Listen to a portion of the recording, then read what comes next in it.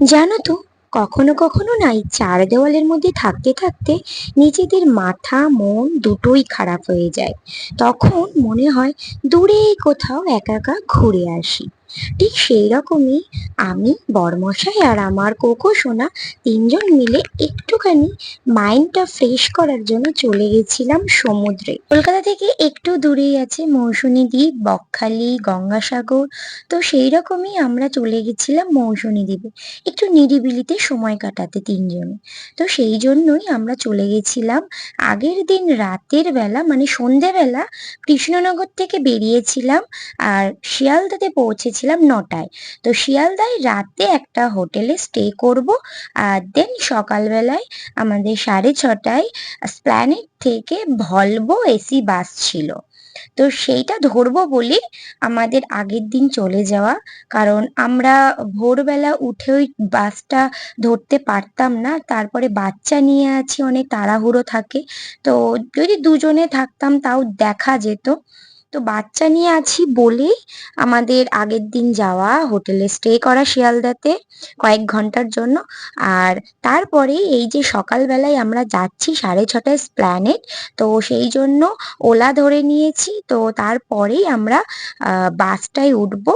তো ওটা মানে কারেক্ট এসপ্ল্যানেডে 6:30টায় ঢুকবে, মানে 6:30টায় ছাড়বে, তার আগেই ঢুকে যাবে।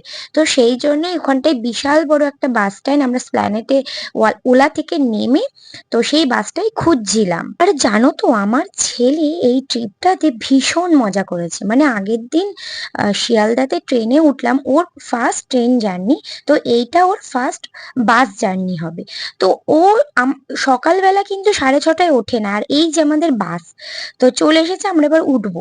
তো ও, যেটা বলছিলাম, ও কিন্তু 6:30টায় ওঠে না, ও উঠতে উঠতে মিনিমাম 8টা 8:30 বাজায় সকালে। তো হঠাৎ করে আমরা হোটেলে যখন উঠে যাই, আমি ভেবেছি ছেলে ঘুমিয়ে আছে, তো ওকে ওই অবস্থায় নিয়ে চলে যাব। ও মা, ও দেখি উঠে পড়েছে। আমরা বাস থেকে নেমে 7 মাইল নেমেছিলাম। তারপরে টোটো করে গিয়ে নৌকা পার হয়ে আবার টোটো করে এসে চলে আসলাম আমাদের রিসর্টে। রিসর্টের ভাইবসটা খুব সুন্দর ছিল, মানে এত ভালো রিসর্টটা, মানে জাস্ট কিছু বলার নেই। ঢুকতেই মন এত ভালো হয়ে গেল। তোমাদের চারদিকটা আমি ঘুরে দেখাই, তাহলে আরো বুঝতে পারবে। আর আমার বর ছেলেকে নিয়ে যাচ্ছে বলে সেই জন্য সব থেকে বেস্ট রিসর্টটা করেছিল, যাতে ছেলের কোনো প্রবলেম না হয়। তো আমাদের ওই জন্য কিন্তু এসি বাসে আসা ছেলেরই জন্য।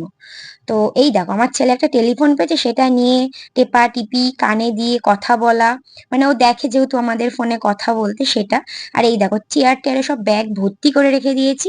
আর এই যে মিরারে কিছু একটা আঠা আঠা কিছু একটা লাগানো ছিল, জানি না, আমি ক্লিয়ার ছিল না।